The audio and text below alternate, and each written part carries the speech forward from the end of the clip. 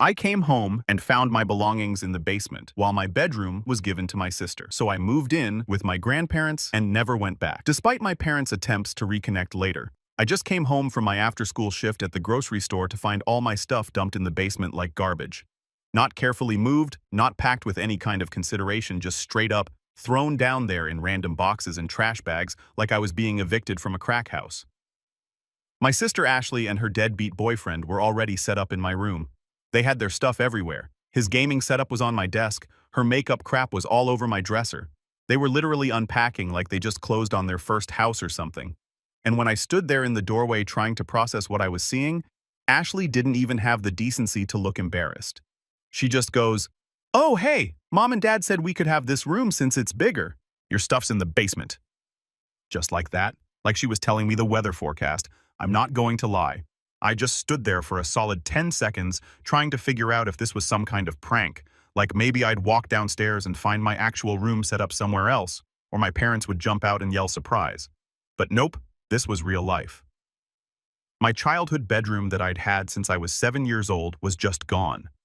Handed over to my 22-year-old sister and her unemployed boyfriend like I didn't even exist. I went downstairs to find my parents watching TV in the living room. Both of them knew I was home. Both of them heard me come in. Neither one bothered to give me a heads up about the whole room situation. My mom didn't even look up from her show when I walked in.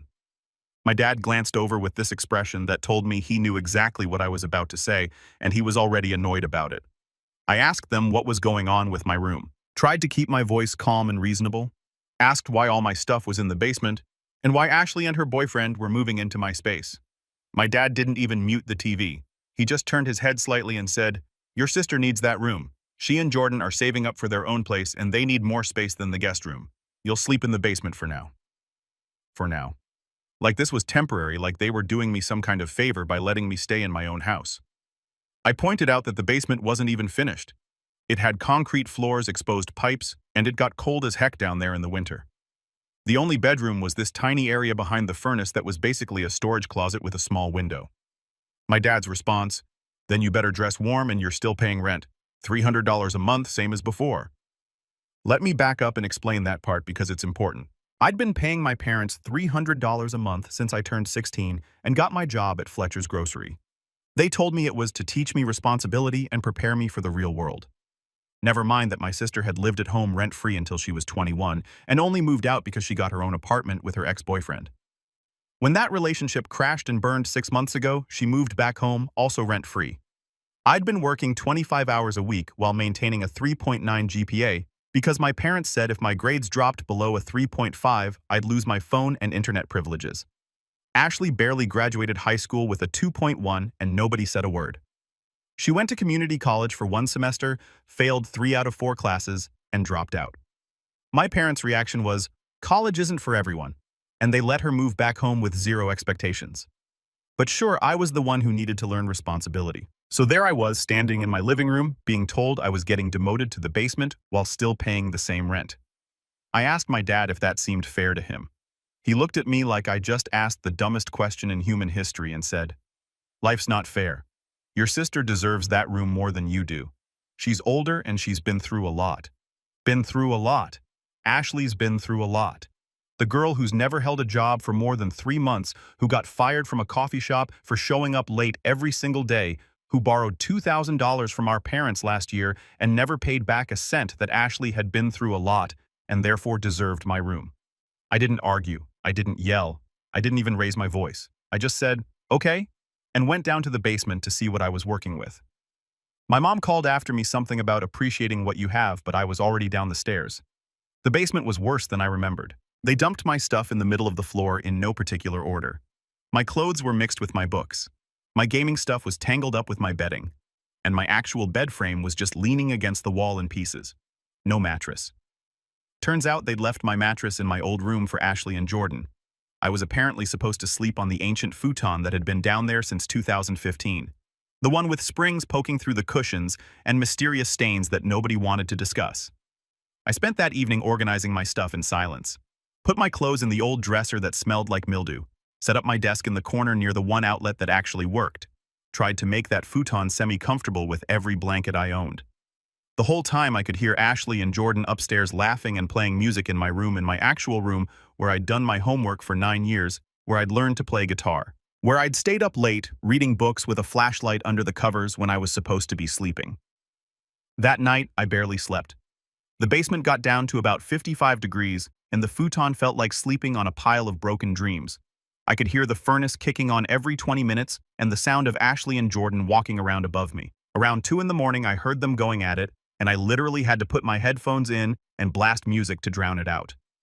When I woke up at 6 for school the next morning, I was stiff cold and pissed. I went upstairs to take a shower and found Jordan in the bathroom. He'd been in there for 30 minutes doing his hair or whatever. When he finally came out, I had exactly 8 minutes to shower and get ready before I had to catch my bus. I made it work, but I was still damp when I left the house. This became my new routine. Wake up freezing in the basement, race upstairs to fight for bathroom time.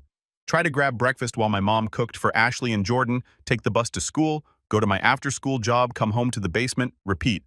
Meanwhile, Ashley and Jordan were living like newlyweds in my childhood bedroom, eating food I helped pay for through my rent, using utilities I contributed to, and contributing absolutely nothing to the household. 2 weeks into this arrangement, my dad added a new rule. I wasn't allowed to use the main floor bathroom anymore except for quick trips. I had to use the basement bathroom for showers because Ashley and Jordan need their privacy in the mornings. The basement bathroom was this nightmare cave with exposed pipes and a shower that only had cold water unless you ran it for 15 minutes first. The sink was stained yellow from decades of hard water. The toilet ran constantly. The mirror was cracked down the middle. There was black mold growing in the corners that nobody had bothered to clean in probably 5 years in, probably. I didn't complain, didn't argue, just said okay and adapted. Started showering at night instead. Set my alarm earlier so I could get the water warm before school. Bought cleaning supplies with my own money, and spent a Saturday scrubbing that bathroom until it was at least sanitary. My parents didn't notice, or if they didn't say anything. I was playing the long game here, and I knew that keeping my cool was essential. The food situation got worse too. My mom would cook these big family dinners for Ashley and Jordan. Real meals, pot roast, lasagna, chicken, parmesan, the works. She'd call them down for dinner, and they'd all eat together in the dining room while I was still at work. By the time I got home around 9, there'd be nothing left except maybe some rice or a dried-out piece of chicken. My mom's excuse was that she didn't know what time I'd be home, so she couldn't save me a plate. Never mind that I worked the same schedule every week, and she could have easily set aside food for me. I started eating before my shift, grabbed sandwiches from the grocery store deli using my employee discount, kept granola bars and instant noodles in my basement room. Lost about 10 pounds that first month just from not having access to regular meals. My mom commented on it once, said I looked thin. I told her I was fine. She didn't push it. 3 weeks in, Jordan decided he needed to borrow my gaming system because his was broken and he was having a hard time with job interviews. Like playing video games was somehow going to help him land a job. My parents backed him up when I said no, said I needed to be a team player and help out family. My dad actually gave me this whole speech about how Jordan was going through a tough time and needed support and I should be more understanding. I pointed out that I'd bought that Xbox with my own money from my actual job. The job I worked 25 hours a week while maintaining honor roll grades. Jordan had never held a job for more than 2 months and spent most of his days sleeping until noon. My dad's response was, "That's not the point. Family helps family." I watched Jordan carry my Xbox upstairs and set it up in my old room. He never brought it back. Never even thanked me for it. Just acted like it had always been his. When I asked about it a month later, he said he couldn't find it. Probably sold it for cash, but I couldn't prove anything. The breaking point with the bathroom situation came about a month in. I'd gotten up early to shower before school. Started running the water to warm it up and was waiting in my room when Jordan came downstairs and locked himself in the basement bathroom. He was in there for 45 minutes taking a shower, doing his hair, whatever. I knocked on the door twice to ask how much longer he'd be. He ignored me. I ended up having to skip my shower entirely and go to school feeling grimy and gross. When I got home that night and mentioned it to my parents, my dad said I should have used the upstairs bathroom. I reminded him that I wasn't allowed to use the upstairs bathroom anymore because Ashley and Jordan needed privacy. He said I should have gotten up earlier then. I'd been up since 5:30. How much earlier was I supposed to wake up? That's when I made the call. See, my grandpa on my mom's side is this quiet guy who doesn't say much but sees everything. He's been watching this family dynamic for years, and I knew he wasn't a fan of how my parents operated. He'd pulled me aside at Christmas last year and told me if I ever needed anything, really needed anything, I should call him. At the time, I'd thought it was just something adults say, one of those empty offers people make to be polite. But sitting there in my freezing basement bedroom wearing 2 hoodies and thermal pants at 10 p.m. on a school night, I realized he'd meant it. He answered on the second ring. I told him everything. The whole story from start to finish. The room situation, the rent, the double standards, Ashley getting everything while I got nothing. The basement, the cold showers, the stolen Xbox Jordan, using my bathroom, the missing meals, all of it. I didn't embellish, didn't exaggerate, just laid out the facts in the same calm voice I'd been using with my parents for the last month. My voice cracked a few times, but I kept it together. Grandpa listened without interrupting. I could hear him breathing on the other end of the line, but he didn't say a word until I finished. When I was done, there was this long pause, maybe 15 seconds of silence. Then he said, "Pack your essentials. I'm picking you up Saturday morning at 8. Don't tell your parents." I asked if he was sure. Told him I didn't want to cause problems between him and my mom.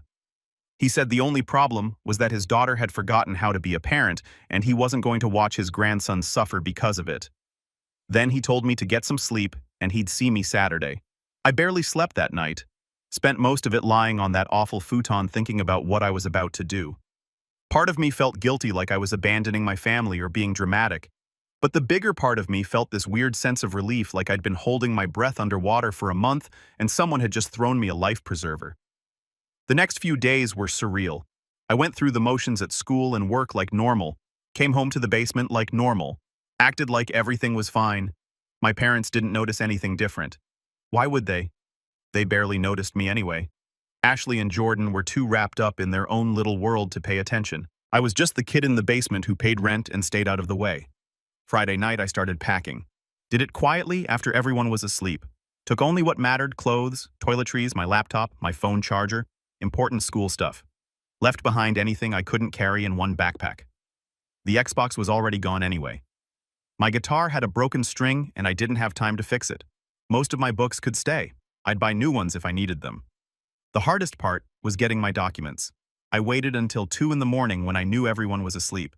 Crept upstairs to my parents' office where they kept the file cabinet, found my folder: birth certificate, social security card, passport, immunization records, all of it.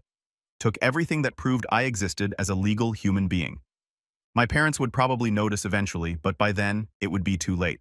Saturday morning, I was waiting outside at 7:55 with a backpack full of clothes and my important documents. It was cold. Early November in the Midwest, temperature probably in the low 40s. I could see my breath in the air. I sat on the front steps and waited. Part of me still couldn't believe this was really happening. Grandpa pulled up in his old truck at exactly 8 a.m. Same truck he'd been driving since before I was born. Dark blue Ford F-150 with rust spots on the wheel wells and a dent in the back bumper from when he'd backed into a pole at Home Depot 3 years ago. I'd never been so happy to see a vehicle in my life. I threw my bag in the back and got in. He didn't ask if I was sure, didn't question my decision, didn't give me some speech about family, or try to talk me into giving my parents another chance. He just looked at me, nodded once, and said, "Seatbelt." Then he put the truck in gear and drove. We didn't talk much during the drive. Grandpa wasn't really a talker anyway. He had the radio on low, some old country station. The heat was blasting. I realized about 10 minutes in that I was actually warm for the first time in a month. Really warm, not wearing 3 layers and still shivering, warm, just comfortable, normal warm. I almost cried. We stopped at the house he shared with my grandma about 40 minutes away. It was this nice ranch-style place in a quiet neighborhood. They'd lived there since my mom was a kid. I'd been there a million times for holidays and birthdays, but I'd never really looked at it as a potential home. It was just Grandpa and Grandma's house. But pulling into that driveway that morning, seeing the leaves scattered across the lawn and the porch light still on. Even though it was daytime, it felt different. It felt like a refuge. Grandma met me at the door before we even got out of the truck. She must have been watching for us. She had this sad smile on her face and pulled me into a hug that lasted longer than usual. Didn't say anything, just held me. Then she stepped back, put her hands on my shoulders, looked me right in the eyes and said, "You're home now. Come on, I made breakfast. The guest room was ready." Like she'd been preparing for this bed, made with fresh sheets, fresh clean towels folded on the dresser. The closet was empty and ready for my stuff. There was even a desk set up in the corner with a good lamp and a cup full of pens. The whole room smelled like fabric softener and that specific scent that old houses have. It was the nicest bedroom I'd seen in a month. Grandma made pancakes and bacon, real breakfast hot food as much as I wanted. She kept refilling my plate without asking if I wanted more, just watched me eat with this satisfied look on her face. Grandpa sat across from me reading the newspaper, occasionally glancing up to make sure I was okay. Neither of them asked me questions about what happened. They just let me exist in their space without pressure or judgment or expectations. After breakfast, Grandma showed me around, reminded me where everything was even though I'd been in this house 100 times. Showed me which bathroom was mine, told me where the extra blankets were if I got cold at night, said I was welcome to any food in the kitchen whenever I wanted it. Didn't mention rent, didn't mention chores, just said, "This is your home now," and left it at that. My parents didn't notice I was gone until Sunday afternoon. I'd worked a closing shift Saturday night, and they probably assumed I was just hiding in the basement like usual. My mom called my phone around 2 p.m. Sunday. I didn't answer. She called 4 more times. Then my dad called. I ignored all of them. Finally, my dad texted, "Where are you? Get home now." I texted back, "I'm at Grandpa's. I don't live with you anymore." My phone immediately started blowing up. Calls, texts, voicemails. My mom was crying about how disrespectful I was being. My dad said I was making a huge mistake. Ashley called me dramatic and selfish. I blocked all of them. Monday morning, Grandpa drove me to school. He'd already handled the enrollment paperwork using his address. Told me I could stay as long as I needed. No rent, no rules, except keep my grades up and be respectful. His only requirement was that I keep working and save my money. That evening, my parents showed up. I watched from upstairs as my dad got out of the car and marched to the front door. Grandpa answered before he could knock. The conversation lasted maybe 5 minutes. Then Grandpa stepped back and shut the door in my dad's face. My parents sat in their car for another 10 minutes before leaving. Later, Grandpa told me my dad had threatened to call the police. Grandpa's response was, "Go ahead. He's 16 with his own income and documentation. You've been charging him rent and housing him in an unfinished basement with no heat. Let's see how that conversation goes." My dad didn't call the police. The next few weeks were weird. I kept expecting my parents to show up or for this whole thing to blow up somehow, but it didn't. Grandpa had called their bluff and they had no moves left. They couldn't report me missing because I wasn't missing. They couldn't force me home because I was paying my own way. They'd backed themselves into a corner by treating me like an adult tenant instead of a minor child. Grandma told me later that she'd had a conversation with my mom. My mom tried the whole "he's my son and he belongs at home" routine. Grandma shut that down with, "You moved him to a freezing basement and gave his room to his adult sister and her unemployed boyfriend. You charged him rent while giving her free housing. You treated him like a tenant so he found a better landlord." School became better almost immediately. I wasn't exhausted all the time anymore. I could shower in peace. I had heat. My grades actually improved and I made honor roll that semester. My job situation improved too. I'd been working at Fletcher's Grocery for almost a year. I was good at it. Showed up on time, did my work, didn't complain. My manager liked me, and when I told her I'd moved in with my grandparents and needed more hours, she bumped me up to 30 hours a week. I was making decent money for a 16-year-old and saving almost all of it. About 6 weeks after I moved out, my dad texted me. Just one message. "Your mother wants to talk. Family dinner at the house Sunday at 6. I didn't respond. He texted again the next day. "Are you coming to dinner or not?" I texted back, "No. We need to discuss this situation like adults." "There's nothing to discuss. I don't live there anymore. You're still my son, and you'll show me respect." I didn't respond to that one. My mom tried a different approach. She called my grandma and asked her to talk some sense into me. My grandma told her I was showing perfect sense by removing myself from a toxic situation. My mom hung up. Ashley tried too. Sent me this long text about how I was tearing the family apart and being immature. Said Jordan had moved back home with his parents and she needed help with rent now. Apparently, my parents had started charging her after I left.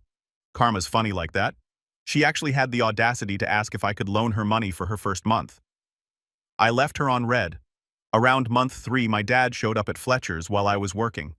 Just walked into the store during my shift and stood there waiting for me to notice him. When I did, he waved me over. I kept stocking shelves. He walked over to me. "We need to talk," he said. "I'm working," I said. "This is important. So is my job." He got that red face thing happening again. The same look he'd had at Grandpa's door, but he was in public now, and he knew better than to make a scene. He lowered his voice and said, "Your mother is upset. Ashley is struggling. We need you to come home and work this out like a family." I stopped stalking and looked at him. Really looked at him. This was the guy who told me life wasn't fair when he kicked me to the basement. Who'd said my sister deserved my room more than I did? Who demanded rent money while I froze my butt off every night and fought for bathroom time every morning? And now, he wanted me to come home and work it out because things weren't going according to his plan. "No," I said. "Excuse me. No, I'm not coming home. I'm not working anything out. I'm fine where I am. You're 16 years old. You don't get to make that decision. You made me a tenant when you started charging rent. Tenants can move when they find better housing. I found better housing. That's not how family works." "Yeah. Well, I learned about family from you, Dad. You taught me that family is transactional, that it's about who deserves what and who provides the most value." I took those lessons to heart, and I found a better deal. His face went from red to purple. I thought he might actually blow a gasket right there in aisle 7, but he didn't. He just stood there breathing hard for a few seconds, then turned and walked out. My manager came over after he left and asked if I was okay. I told her I was fine. She said if he came back and bothered me again to let her know, and she'd call the cops. That was the last time my dad tried to talk to me in person. The text continued, though. My mom would send these long guilt trip messages about how much she missed me and how hurt she was that I'd abandoned the family. My dad would send shorter, angrier messages about responsibility and respect. Ashley would pop in occasionally to complain about her life and how unfair it was that she had to pay rent now. I ignored all of it. Blocked them eventually when the messages got to be too much. Life at Grandpa's place was good. Really good. I had my own room with actual heat. I could take hot showers whenever I wanted. Grandma cooked real meals that I didn't have to fight for. Grandpa helped me with my homework sometimes and never once asked me for rent money. They treated me like family. Real family. The kind that actually gives a damn about your well-being. I kept working, kept saving, kept. By the time I turned 17, I had almost $8,000 in the bank. My manager promoted me to shift lead, which came with a raise. I started taking online courses for business management. Figured I'd get a head start on college credit. Senior year, I applied to colleges, got accepted to 3 good schools with partial scholarships. I'd saved enough to cover what the scholarships didn't. Grandpa offered to help with the rest, but I told him he'd already done enough. He insisted. We compromised. He'd help with dorm costs if I promised to visit during breaks. My parents found out about college through Facebook. Ashley had apparently been stalking my profile. My mom sent me a text. "Congratulations on your college acceptance. We'd love to talk about this and help you plan." Too little, too late, Mom. I graduated high school with honors. Grandpa and Grandma came to the ceremony. They took me out to dinner after, and Grandpa gave me a card with $1,000 in it, said he was proud of me. That was the first time I'd cried in probably 2 years. My parents didn't come to graduation. Ashley texted me the day before asking if she could come. I told her there weren't enough tickets. There were. I just didn't want her there. Summer before college, I worked full-time at Fletcher's, saved every penny, bought everything I'd need for my dorm, helped Grandpa fix up the back deck as a thank you for everything. Those were probably the best 3 months of my life up to that point. Just working, hanging out with my grandparents, getting ready for the next chapter. Move-in day came in August. Grandpa and Grandma drove me to campus in Grandpa's truck, helped me carry my stuff up 3 flights of stairs to my dorm room. Grandma fussed over how I arranged my desk. Grandpa helped me set up my mini fridge. When it was time for them to leave, Grandma hugged me for a solid minute. Grandpa shook my hand, then pulled me in for a brief hug and told me to make him proud. That first semester was rough academically, but I made it work. The classes were harder than high school. I struggled with calculus initially. Spent hours in the tutoring center. My study habits from high school helped, but I had to adapt them. I joined the business club and the accounting society. Made some friends. My roommate Jake was studying computer science. We got along fine. Sometimes we'd talk about life over midnight pizza. I told him my story. He said it sounded like a movie. First semester grades came back in December. I pulled a 3.2 GPA. Not amazing, but solid, considering I was adjusting to college life while working part-time and being completely independent. Grandpa said he was proud of me. Winter break. I went back to Grandpa's house. My mom had texted asking if I was coming home for Christmas. I told her I already had plans. Christmas at Grandpa's was perfect. Small, quiet, actually enjoyable. Grandma made her famous ham. Grandpa and I watched football. They gave me practical gifts I actually needed. A good winter coat, new work boots, a gift card to the college bookstore. I gave them a framed photo from graduation. Grandma cried and put it on the mantle right away. Ashley texted me on Christmas Eve saying, Mom was really hurt and I was being selfish. I blocked her number and went back to watching football. Spring semester. I got more involved on campus. Made friends with guys in the business program. My grades improved, brought my GPA up to a 3.5 by the end of the semester. Made Dean's List for the first time. Sophomore year, I got an apartment off campus with Jake and 2 other guys. My share was $350 a month. That fall, I met Jenna in my business law class. She actually asked questions during lecture. Good questions. We ended up as partners on a group project. Spent 3 weeks in the library working on it. I learned she was majoring in finance. She was smart-driven, had clear goals. We clicked. After we finished the project, we kept meeting up, started getting coffee studied together. She told me about her family. Her parents had been married for 30 years and supported both their kids equally. It sounded like a different universe from my experience. I told her about my situation one night over pizza. Expected her to think I was being dramatic. She didn't judge. She said it sounded like I'd made the right call and that my parents sounded toxic. She got it without me having to justify or explain myself. We started dating officially in December. She met Grandpa and Grandma over winter break. Grandma loved her immediately. Grandpa said she's good people. Don't mess it up. I met her parents over spring break. They were great, normal, functional. They asked me questions about school and my future and actually listened to my answers. Her dad and I talked about accounting for like an hour. Her mom showed me old photo albums and told embarrassing stories about Jenna as a kid. It was the kind of family dinner I'd imagined other people had, but never really experienced myself. That's when it really hit me. What I'd been missing, what normal family dynamics looked like. Jenna's parents didn't have a golden child. They didn't charge rent or play favorites. They supported both their kids equally and wanted them to succeed. It wasn't transactional. It was just love. Simple as that. Senior year, I got a job offer from the firm I'd been interning with. Good salary, benefits, room for advancement. I accepted immediately. Graduated in May with honors and a 3.7 GPA. Grandpa and Grandma came to graduation. So did Jenna and her parents. We all went to dinner after, and Grandpa picked up the check. My parents didn't come to this graduation either. My mom sent a card with $50 in it. I donated the money to a homeless shelter and recycled the card. I started my job in June. Found a decent apartment near the office. Jenna and I moved in together in August. Life was good. I had a career, a girlfriend, I loved my own place, financial stability. My parents reached out occasionally over the next year. My mom would send Facebook messages.